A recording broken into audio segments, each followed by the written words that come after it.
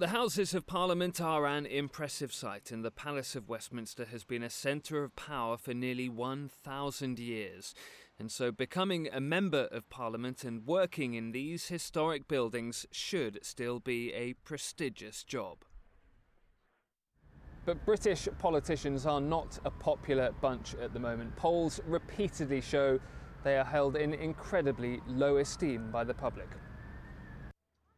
And even from people who work closely alongside MPs at Westminster, it can be hard to extract too many compliments. Some of them work hard. There's a minority who pursue particular interests well out of the public light. They really vigorously research, they stand up for their constituents. I would say maybe, this is not very scientific, but something between a fifth or a sixth of the MPs. Most of the others are not of the highest calibre, it has to be said, and they are mostly picked for their obedience rather than their capacity for independent thought. The extent to which the establishment monitors its own citizens, revealed by The Guardian along with whistleblower Edward Snowden, also worries many voters. And the story has again led to calls in some quarters for the UK to think less about its relationship with Washington and more about the British population. But don't expect cooperation with the US to be significantly scaled back anytime soon. I think Britain will continue to face criticism. The United States will continue to face criticism. Will it worry that much about it? I suggest it won't, because secret services operate in secret and it's in their remit to operate in the shadows and to continue doing so. It won't worry too much about this, because I suggest that neither the United States government nor the British government will allow much light to be shed upon its own secret services for the very reason that to operate successfully they must remain secret. But Nelson Mandela's death has led to a re-examining of Britain's democracy and its politicians, lessons that can be learned and have been learnt by the UK from his example.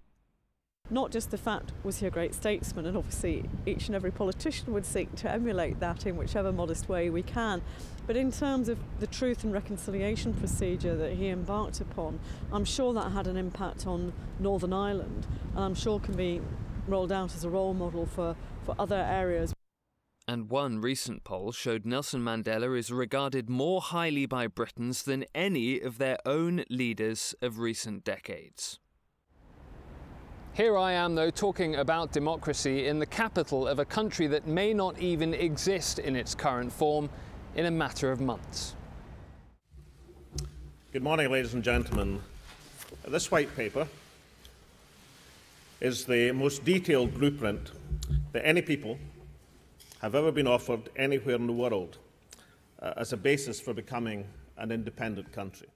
Because in Scotland, a vote will take place in 2014 which could see it become independent from the rest of the UK. The real benefit of independence is the ability it gives us to shape our own future.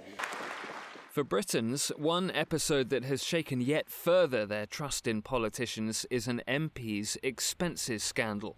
Some politicians at Westminster were found to be claiming taxpayers' money wrongly, in some cases illegally, and that's proving hard to come back from. What it did was that very dangerous thing in politics where something neatly encapsulates what people anyway think of a particular individual or a party or a class of people. Expenses did do that, and the reputational damage is still taking place.